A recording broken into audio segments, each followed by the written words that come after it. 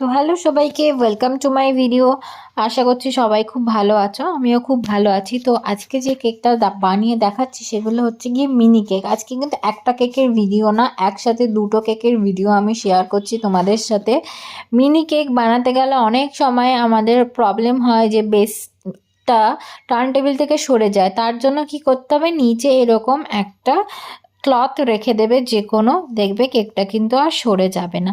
তো তোমাদের যে কোনো প্রবলেম হলে আমাকে বলতে পারো, আমি যতটা জানি তোমাদের সাথে শেয়ার করব এবং হেল্প করতে সাহায্য করব। আমি যেহেতু সানলাইটের আলোতে বানাই, তাই জন্য একটু লাইটের আপস অ্যান্ড ডাউন হয়েই থাকে, এটা তোমাদের আগেও বলেছি।